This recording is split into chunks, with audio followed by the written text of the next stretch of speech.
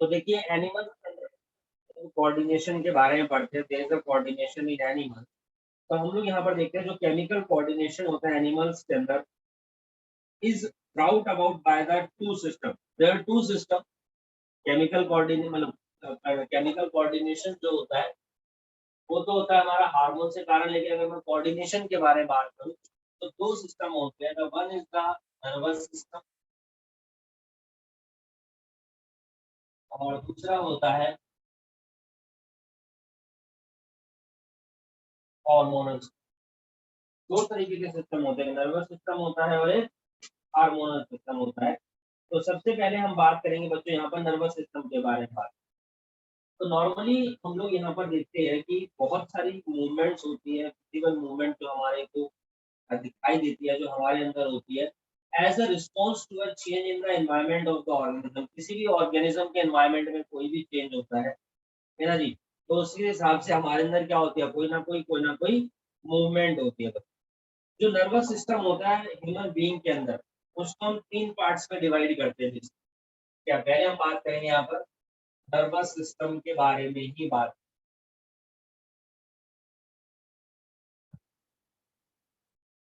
तो nervous system basically three parts में divide होता है। इसमें सबसे पहले आता है मेरे पास सीएनएस यानी कि सेंट्रल नर्वस सिस्टम।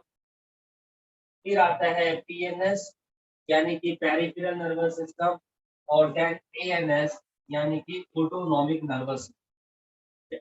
अगर मैं सीएनएस के बारे में बात करता तो इसके अंदर आता है ब्रेन और स्पाइनल कोड, यानी हमारे सेंट्रल नर्वस सिस्टम के पार्ट के।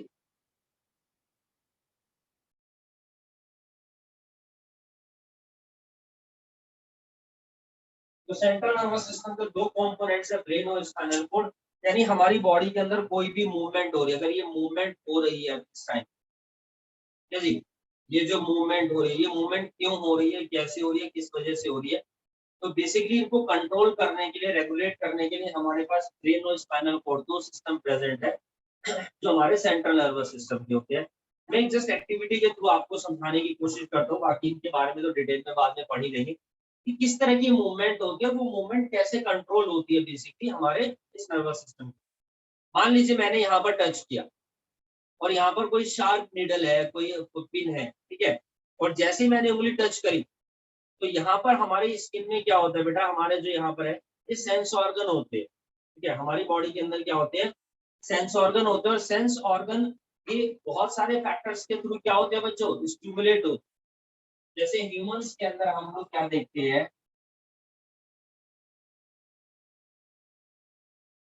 सेंस ऑर्गन, आई, ईयर, नोज, टंग और स्किन। हमारे कोर्स के इतने तो हमें इनके बारे में बात करते हैं। तो बहुत सारे फैक्टर्स होते हैं जो इनको क्या करते हैं, इफेक्ट करते हैं। जैसे स्किन, ठीक है, सर्दी है, गर्मी हमारी स्किन को अफेक्ट करती है। मैंने जैसे टच किया, शार्प नीडल है, तो वहां पर क्या हुआ, उसने मेरे स्किन को स्टिमुलेट किया, पेन हुआ वहां। अब वहां पर क्या होता है, हमारी पूरी बॉडी के अंदर न्यूरॉन्स होते हैं। या आपको पता होगा हमारी बॉडी के अंदर न्यूरॉन होती है। Neuron is the longest cell in human. Human के अंदर पाए जाने वाली लॉन्गेस्ट सेल होती है जिसका साइज लगभग लगभग 1 मीटर होता है। और हमारी बॉडी के अंदर इतने सारे न्यूरॉन्स पाए जाते हैं कि पूरी अर्थ का एक चक्कर लग सकता है। सोचो हमारे एक इंसान की बात करो तो एक ह्यूमन बॉडी में कितने सारे न्यूरॉन्स होंगे, और इसमें कि कितने सारे न्यूरॉन कितने पतले होते होंगे, कितने थिन होते होंगे। 1 मीटर इतना बड़ा है तो हमारी बॉडी में घुमा घुमा के डाल रखे। तो ये न्यूरॉन्स होते हैं, इन्होंने मैसेज रिसीव करा पेन का कि भैया यहाँ पर जो है पेन हो रहा है। जब हमने शार्प निडल के ऊपर उंगली टच करी वो मैसेज यहाँ से गया गया गया गया गया गया और सीधा कहाँ पर जाता है जी, हमारे ब्रेन में जाता है। अब हमारे ब्रेन में डिसीजन लिया, हमारे ब्रेन में, ठीक है, कि भैया ये दर्द हो रहा है, तो ब्रेन मैसेज भेजता है यहाँ से किस चीज को जी, दूसरे न्यूरॉन्स को। यहाँ से जाएगा मैसेज और वो जाएगा यहाँ पर काम करेगा, मान लो, सही। और यहाँ जो न्यूरॉन पहुंचा है वो कहेगा कि अपना हाथ पीछे करो। यहाँ के जो न्यूरॉन होते हैं वो मैसेज भेजेंगे मसल्स को और मसल्स कॉन्ट्रैक्ट होंगी। तो जब मसल्स ये देखिए कॉन्ट्रैक्ट होगी तो हाथ अपने आप मूव करेगा, पीछे होगा, ठीक है। तो ये काम किसके थ्रू है, इसके लिए रिस्पॉन्सिबल कौन है, ब्रेन के लिए। अगर आपने अपनी उंगली वहीं टच करे रखी तो उसमें से ब्लीडिंग होती रहेगी, पेन आपको बहुत ज्यादा होगा, बाद में हो सकता है सेप्टिक भी हो जाए, इन्फेक्शन भी हो जाए। तो उससे बचाने के लिए मैसेज किसने लिया? न्यूरॉन्स ने। मैसेज वापस आया हाथ हटाने के लिए किसके थ्रू? न्यूरॉन्स के थ्रू। लेकिन सबको कंट्रोल कौन कर रहा है? हमारा ब्रेन कर। इन सबको जो कंट्रोल कर रहा है वो हमारा ब्रेन कंट्रोल कर। सर फिर स्पाइनल कोड क्या करता है? देखो स्पाइनल कोड भी कंट्रोल करता है। नॉर्मली क्या होता है, जो यहाँ से ऊपर के जो सेक्शन है हमारे पास, चलिए, उनके अंदर कोई भी स्टिमुलेटिंग फैक्टर होता है तो उन सबके अगेंस्ट रिस्पॉन्स देने के लिए, उन फंक्शंस को मैनेज करने के लिए हमारे पास ब्रेन ज्यादातर काम करता है। बाकी यहाँ से नीचे जितना भी सिस्टम होता है उन सारे फंक्शंस को परफॉर्म करने के लिए स्पाइनल कोड रिस्पॉन्सिबल है। अब सर ये हाथ में यहाँ पर भी स्पाइनल कोड था, जी हाँ बिल्कुल सही बात है, लेकिन कई बार डिसीजन ब्रेन लेता है, क्योंकि ब्रेन के पास इस फंक्शन को रेगुलेट करने के लिए ज्यादा better system comparison to spinal cord, चलिए, स्पाइनल कोड के मुकाबले। अब ये हमें हाथ पीछे करना है, ब्रेन को कैसे पता चला? तो बचपन से क्या होता है, हमारे दिमाग में एक मेमोरी होती है, एक चिप होती है, जिसके अंदर ये सारी चीजों की ट्रेनिंग मिली हुई होती है और ये ट्रेनिंग सेट की जाती है ना? जैसे मान लीजिए कोई भी छोटा बच्चा है, वो भी रेंग रहा है, जब चलना शुरू करता है तो सबसे पहले वो क्या करता है? वो जो बिजली के बोर्ड होते हैं ना जो नीचे लगे होते हैं, उनमें उंगली देने की कोशिश करे, और हम क्या बोलते हैं? नहीं नहीं चिंटू, गलत बात है, करंट लग जाएगा बेटे। उसको डराते भी है, धमकाते भी है, समझाते भी है। थोड़े समय बाद उसको ट्रेनिंग मिल जाती है, उसे समझ में आ गया कि बिजली के बोर्ड में उंगली नहीं देती। आप में से कोई बच्चा ऐसा जो बिजली के बोर्ड में उंगली देता, अपनी जीभ देता हो डेली? ऐसा कोई नहीं होगा यार, क्योंकि हमें उसकी ट्रेनिंग मिली हुई है कि हमें ऐसा नहीं करना है। शायद ट्रेनिंग ना मिली होती तो हम शायद ऐसा जरूर करते, ऐसी खुरापात। तो कहने का मतलब क्या है कि हमें ट्रेनिंग मिली है, और वो जो बातें हैं, वो जो चीज है, वो जो ट्रेनिंग है, हमारे ब्रेन में मेमोरी चिप में स्टोर हो गई। तो ये जो फंक्शन हुआ है बेसिकली, जो पिन टच हुई, अब इस तरह की ट्रेनिंग की जो चीजें है वो ब्रेन में स्टोर है, ये चीजें हमें समझ में आ चुकी है, ये हमारे को हार्म करेगा, ऑलरेडी पता है, ठीक है? तो हमने क्या किया? पीछे कर दिया हाथ, ठीक है? क्यों? क्योंकि ब्रेन के मैसेज, ब्रेन ने बोला भैया टच कर रहा है, ब्रेन में मेमोरी स्टोर है, बचपन से सीखी हुई है, हाथ पीछे करो, अपने हाथ पीछे कर। तो इस फंक्शन को कौन रेगुलेट कर रहा है? ब्रेन। अच्छा, जैसे रोड पर चलते हुए कई बार क्या होता है, एक्सीडेंट हो जाते हैं, है ना? रोड पर चलते हुए एक्सीडेंट होते हैं। कभी आपको घर वालों ने ऐसे ट्रेनिंग दी, रोड के बीचों बीच खड़ा कर दिया, सामने से ट्रक आ रहा है, कहाँ भाई ट्रक आएगा, इधर हो जाइए। कभी ऐसा किया आप में से किसी के पेरेंट ने? किसी ने नहीं किया। आपको ऐसी ट्रेनिंग नहीं मिली है, तो उस केस में क्या हो जाता है? हमारा एक्सीडेंट हो जाता है। लेकिन सर हम बचने की कोशिश तो करते हैं, बिल्कुल करते हैं, लेकिन कई बार जब ऐसी सिचुएशन आती है दिमाग काम नहीं करता, बोलते हैं ना दिमाग काम नहीं करता, वो रियलिटी है कि दिमाग काम नहीं करता। तो सर कौन काम करता है? उस समय स्पाइनल कोड काम कर रहा हूँ। जो स्पाइनल कोड काम करेगा, ब्रेन काम करे, दोनों एक साथ डिसीजन दे रहे हैं। तो कई बार क्या होता है, सामने से गाड़ी आ रही है, कुछ भी चीज आ रही है, आप ऐसे ऐसे ऐसे ऐसे मूवमेंट करें, जितनी देर में फाइनल डिसीजन लेंगे तब तक टक्कर हो जाएगी। आप सामने देख रहे गाड़ी आ रही है, आपके ब्रेन के अंदर अगर इस तरह की नॉलेज है, आपको पता है सामने से ट्रक आ रहा है, आप साइड में हो जाइए, आप साइड में हो गए, आप डिवाइडर पर चढ़ गए, आप हट गए उसके रास्ते से, तो ये ब्रेन ने काम किया और आप बच गए। इस तरह की ट्रेनिंग नहीं मिली है, लेकिन हाँ हमने जो पढ़ाई करी है, जो नॉलेज है, जो हम समझते हैं, तो उस हिसाब से ब्रेन ने काम किया। कहने का मतलब है कि हम जितनी ज्यादा एक्टिविटी करते हैं, हमारा ब्रेन उतना ही ज्यादा पावरफुल होता है, ये बात याद रखिए। अगर आप अपनी लाइफ में 2 या 3 तरीके के काम कर रहे हैं, तो आपकी लाइफ में 2 या 3 तरीकों के काम की ही नॉलेज है, समझ रहे हैं? और आप उतना ही दिमाग आपका चल रहा है, आपकी मशीन उतनी ही चल रही है। लेकिन आप जितना ज्यादा एक्टिव होते हैं, जितनी ज्यादा एक्टिविटी करते हैं, जितना ज्यादा आप पढ़ते हैं, आप सोचिए मान लो सारी एक्टिविटी कर लो, आप पढ़ते भी, आप लिखते भी, आप लैंग्वेज भी सीख रहे हैं, आप साइकिलिंग भी करते हैं, आप स्पोर्ट्स में भी एक्टिव, आप टीवी भी देखते हैं, है ना? आपको और भी 2-3 चीजों का शौक है, गार्डनिंग करते हैं, बहुत सारी चीज। तो आपका ब्रेन यानी कि 5 या 6 जगहों पे यूटिलाइज हो रहा है, तो वो उतना ज्यादा शार्प हो रहा है। याद रखना, जो जितनी ज्यादा एक्टिविटी करेगा, जितना ज्यादा पढ़ेगा, माइंड उतना ज्यादा शार्प होता है। और हम अपने ब्रेन का 1% भी यूज नहीं करते। ब्रेन के अंदर तो काफी कैपेबिलिटी होती है, आप लोगों को इस बारे में भी आइडिया होगा। तो स्पाइनल कोड नीचे के ऑर्गन्स पे काम करता है, ब्रेन ऊपर के ऑर्गन्स पे काम करता है। बाकी ऑर्गन्स के फंक्शनिंग के बारे में भी प्रॉपर डिटेलिंग में पढ़ेंगे। तो आई है, ईयर है, नोज है, टंग है, स्किन है, ये हमारे क्या होते हैं बच्चों? सेंस ऑर्गन होते हैं। पहले कॉन्सेप्ट समझो। तो अब आई को कौन कौन सी चीजें हैं, कौन कौन सी सेंसेशन है जो स्टिमुलेट करती है, तो ये विजन के लिए रिस्पॉन्सिबल होता है। यदि ये हमारा विजन के लिए रिस्पॉन्सिबल होता है। हमारी आई के अंदर नर्व होते हैं जिनको बोलते हैं ऑप्टिक नर्व, जिनको हम क्या बोलते हैं बच्चों, जिनको हम यहाँ पर ऑप्टिक नर्व बोलते हैं। तो यहाँ पर हम लोग देखते हैं कि किस तरीके का स्टिमुलेशन होता है चलिए, और किस तरीके से ये काम करता है। तो इसके अंदर ऑप्टिक नर्व होती है, स्टिमुलेट होती है और मैसेज लेकर के जाती है ब्रेन तक, ठीक है। उसके बाद ईयर, ईयर जो होता है वो किस चीज के लिए होता है, साउंड के लिए होता है। तो यहाँ पर ऑडिटरी नर्व होती है, तो किसी भी तरह के साउंड को ब्रेन में लेकर के जाती है, ब्रेन उसको आइडेंटिफाई करता है। मान लीजिए सामने वाले ने आपसे बोला क्या और बच्चे कैसे हो, तो ये आपको सुनाई दिया, तो आप क्या बोलोगे, हाँ जी बाहुबली बहुत बढ़िया फिल्म थी, ये जवाब दोगे? ये तो नहीं दोगे ना। आप क्या बोलोगे, ठीक हो अंकल जी, या ठीक हूँ सर, ऐसे ही जवाब देंगे। क्योंकि जो सामने वाले ने साउंड दिया है वो आपके कानों में, अगर वहां पे ऑडिटरी नर्व ने वो वैसे ब्रेन तक पहुंचा, और ब्रेन ने आपको ट्रेनिंग दे रखी है भाई, वो सारी ट्रेनिंग स्टोर है, आपको स्कूल में सिखाया जाता है कि कोई आपसे पूछता है तो उसको विश करना चाहिए, है ना, समथिंग लाइक दैट। तो आपने वही रिप्लाई दिया, जी बिल्कुल ठीक, क्योंकि आपने उस साउंड को आइडेंटिफाई, आप साउंड को पहचान ही नहीं पा रहे। जैसा कई बार आप लोगों के साथ होता है, सर दोबारा बोलना, सर समझ में नहीं आया, सर साउंड नहीं आ रहा, तो आप दोबारा पूछ। अब मान लो जो मैंने बोला वो आपको समझ में, यार वही क्वेश्चन एग्जाम में आया, क्या आप उसका रिप्लाई दे सकते हो? नहीं दे सकते, क्योंकि वो आपने वर्ड सुना ही नहीं है कभी, समझ रहे हैं, वो वर्ड आपने कभी सुना ही नहीं है। अब मैं आपसे पूछता हूँ, मान लीजिए कि ऑप्थेमोलॉजिस्ट कौन होते हैं, क्या कोई बता सकता है हु आर ऑप्थेमोलॉजिस्ट?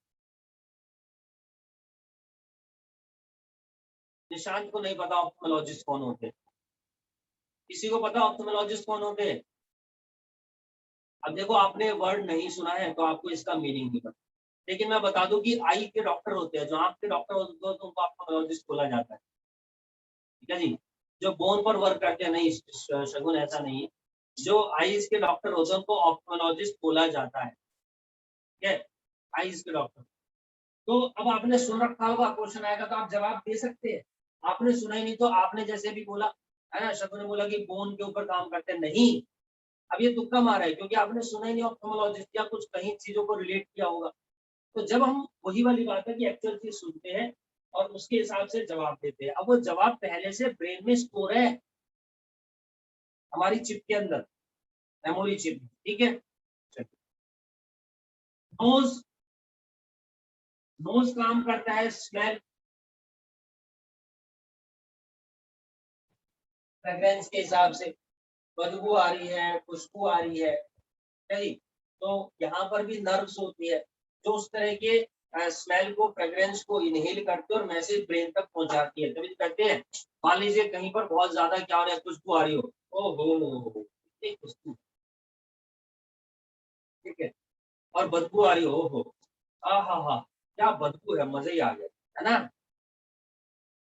तो नोज के अंदर भी क्या होते हैं, रिसेप्टर्स होते हैं, ऐसे ही करते हो भाई खुशबू और बदबू में, नहीं ऐसा नहीं। जब फ्रेग्रेंस मतलब की खुशबू और स्मेल मतलब की बदबू, पहली बात तो ये, तो जब बदबू आती है नाक सिकोड़ लेते हैं, नाक बंद कर लेते हैं, तो ये मैसेज ब्रेन से आता है। हमें पता है कि हमें क्या करना होता है, मास्क लगा लेंगे, जी हाँ बिल्कुल। तो यहाँ पर हम लोग क्या देखते हैं, ऑल फैक्ट्री नर्व्स होती है बेसिक, है।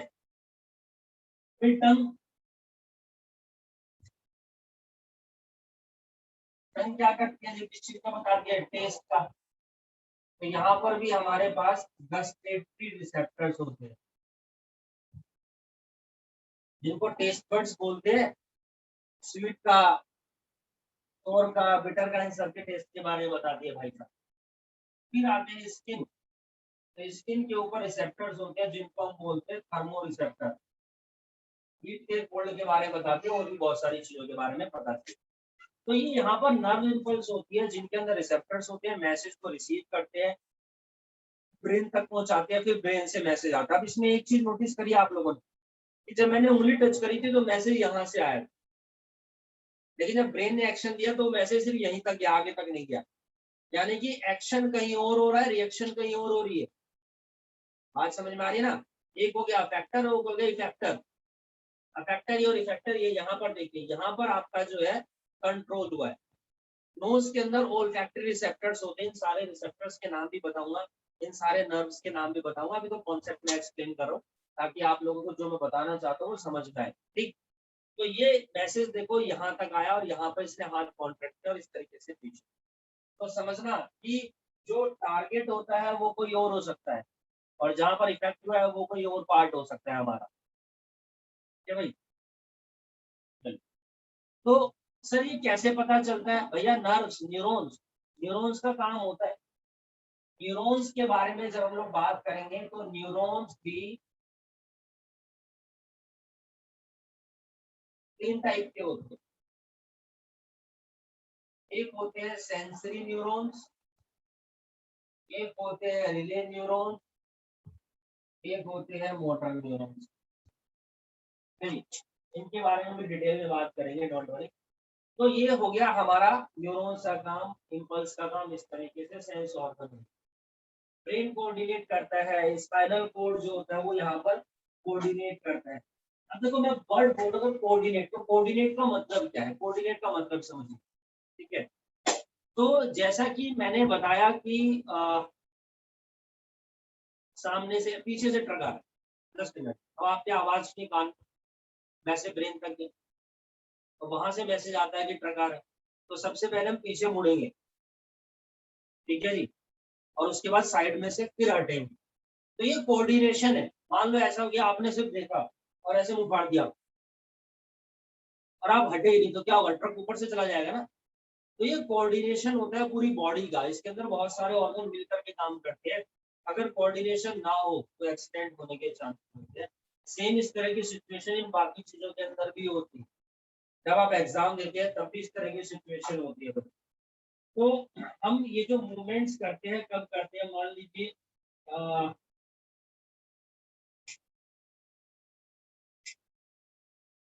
बहुत सारी मूवमेंट है प्लांट्स के अंदर तो हमने पढ़ ली है, एनिमल्स के अंदर भी होती है और ह्यूमंस के अंदर भी होती है। तो जरूरत होती है रिकॉग्नाइज करने की of events in the environment, environment के अंदर कौन सा इवेंट है उसको रिकॉग्नाइज करने की और उस हिसाब से काम करने की। सेंट्रल नर्वस सिस्टम में ब्रेन है, स्पाइनल कोड है, कौन कौन से एक्शन होते हैं, कौन कौन से ऑर्गन स्टिमुलेट होते हैं, उसके हिसाब से कैसे काम करेंगे आपको बताएंगे। ब्रेन के भी 3 पार्ट होते हैं, फोर ब्रेन है, मिड ब्रेन है, एंड ब्रेन है, कौन सा ब्रेन क्या काम करता है, ठीक है? उन सारी चीजों के बारे में बताएंगे। फिर आता है मेरे पास पीएनएस, पेरिफेरल नर्वस। तो पेरिफेरल नर्वस सिस्टम के अंदर क्या होता है? इनके अंदर नर्व्स आती है between the central nervous system and various होता है। तो सेंट्रल नर्वस सिस्टम से और वेरियस ऑर्गन तक जो नर्व जा रही होती है वही नर्व इसके अंदर आती है, पेरिफेरल नर्वस, वो पीएनएस के अंदर काउंट होती है। ऑटोनोमिक नर्वस सिस्टम के बारे में बात करते हैं तो ऑटोनोमिक नर्वस सिस्टम हमारे पास फर्दर 2 तरीके का होता है। एक होता है सिंपैथेटिक नर्वस सिस्टम और फिर होता है मेरे पास पैरासिम्पैथेटिक नर्वस। ये कैसे काम करता है सिंपैथेटिक और पैरासिम्पैथेटिक? देखिए मान लीजिए आप रात का समय है, 12 बज रहे और आप बाहर खड़े हैं, ठीक है, या घर में अंदर आ रहे हैं, कहीं जा रहे हैं, वॉशरूम जा रहे हैं या दूसरे रूम में जा रहे हैं और अचानक से कोई पीछा के धुप कर दिया और अचानक से डर से जाते हैं, रोंगटे से खड़ जाते हैं, अंदर से कुछ मतलब अजीब सा हो जाता है, सिंपैथेटिक नर्वस सिस्टम। और आपने कहा भाई चिंटू तू है क्या, डरा दिया तूने, तो सारा सिस्टम तुरंत नॉर्मल, पैरासिम्पैथेटिक नर्वस। ये कैसे काम करते हैं, कैसे फंक्शन करते हैं,